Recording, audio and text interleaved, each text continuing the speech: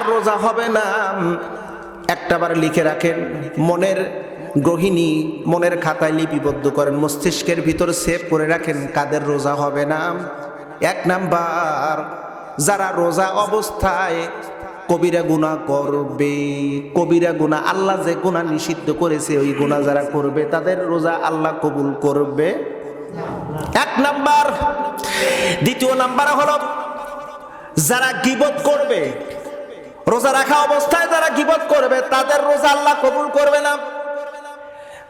তিন নাম্বার, যারা রোজা রাখা অবস্থায় হিংসা করবে তাদের রোজা হবে না। চতুর্থ নাম্বার, যারা মিথ্যা কথা বলবে, যদিও মিথ্যা কথা কয়েকটা ক্ষেত্রে জায়েজ আছে, ওই কয়েকটা ক্ষেত্র ব্যতীত যদি মিথ্যা কথা বলে ওর রোজা আল্লাহ পাক কবুল করবেন না। পঞ্চম নাম্বার, যে ব্যক্তি কৃপণ আল্লাহ তার রোজা কবুল করবেন না। ষষ্ঠ নাম্বার, যেই মহিলা ঝগড়া করে, রোজা রাখা অবস্থায় যেই মহিলা ঝগড়া করবে, অশ্লীল ফাহিশা কথা বলবে, ওর রোজা আল্লাহ কবুল করবেন না। এভাবে প্রায় 72টা শ্রেণী উল্লেখ করা হয়েছে। এই 72 শ্রেণীর ব্যক্তির রোজা আল্লাহ পাক কবুল করবেন না। এই জন্য প্রিয় নবী বলেন, সুবে সাদিক থেকে শুরু করে সূর্য অস্ত পর্যন্ত খাবার দাবার খেলো না, কিন্তু তারপরেও তার রোজা আল্লাহর দপ্তরে কবুল হবে না, শুধু উপবাস থাকা হবে। আচ্ছা, আমরা যে নামাজ পড়ি, যদি নামাজ যদি কবুল না হয় এরকম সংবাদ যদি প্রতিনিয়ত যদি দেওয়া হতো তাহলে মনটা খারাপ হতো কি হতো না? একটু জবান খুলে বললে খুশি হব। মন খারাপ হতো না? এত কষ্ট করে সকালবেলা, এই যে কিছুদিন আগে ঠান্ডা গেল, প্রচুর ঠান্ডা, মসজিদ আজান দিছে, আসসালাতু খায়রুম মিনান নাওম, ঘুম থেকে নামাজ উত্তম, উঠলাম, ল্যাপটপে ফালায় দিয়া ঠান্ডা পানি দিয়ে ওযু করলাম, শীতের ভিতর থরথর করে কাঁপতে কাঁপতে মসজিদে আসলাম, নামাজ পড়লাম। নামাজ শেষ করার পরে একটু পরে কে যেন এসে বলল, আল্লাহর বান্দা তোমার নামাজ হয় নাই। তখন মনে হবে, আরে এত কষ্ট করে আসলাম, নামাজ পড়লাম, আবার নামাজ হলো না। কষ্ট তখন অনেক বেড়ে যাবে। একটু আগে যে কষ্ট হয়েছে তার চাইতে যখন শুনবো আমার নামাজ হয়নি তখন আর বেশি কষ্ট মনে হবে। এ প্রিয় বন্ধু, এত কষ্ট করে সারাটা দিন খাবার দাবার পানাহার এত কিছু পরিত্যক্ত করি, সারাটা দিন রোজা রাখলাম, সিয়াম সাধনা করলাম, ইফতারি করার পর শুনলাম রোজা হয় নাই, সব চাইতে কষ্ট হবে তখন।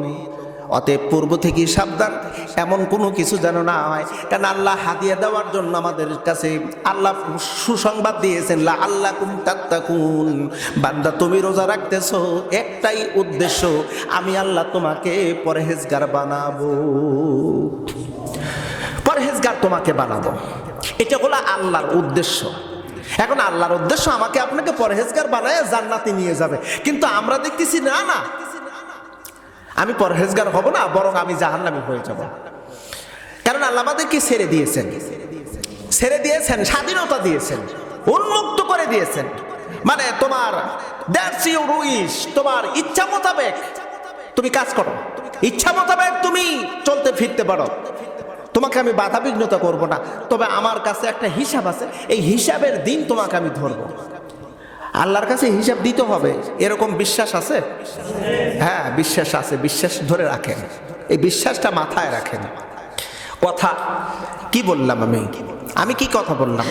ভালো বলি মন্দ বলি, আমি কি কাজ করলাম, ভালো কাজ মন্দ কাজ, আমার সম্মতি ভালো নাকি মন্দ, আমার চিন্তা চেতনা ভালো নাকি মন্দ, আমার বুদ্ধি পরামর্শ ভালো না মন্দ, ইন টোটাল সবকিছু অবজারভেশন আল্লাহ পাক করতেছেন প্রতিনিয়ত।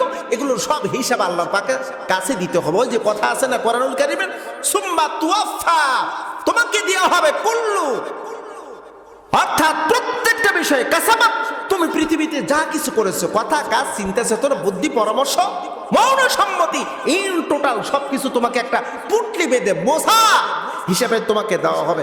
অহুম লা ইউযলামুন, তোমার উপরে এক বিন্দু জুলুম করা হবে না,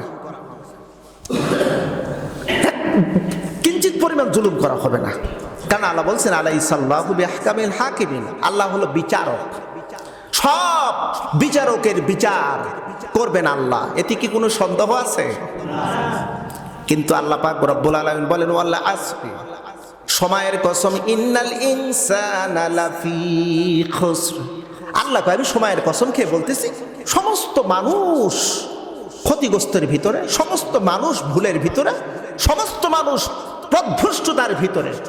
খুসুর শব্দটি বলা হয়েছে, খুসুর শব্দটি 13টি স্তর উল্লেখ করা হয়েছে, 13টা শ্রেণী বিন্যাস উল্লেখ করা হয়েছে।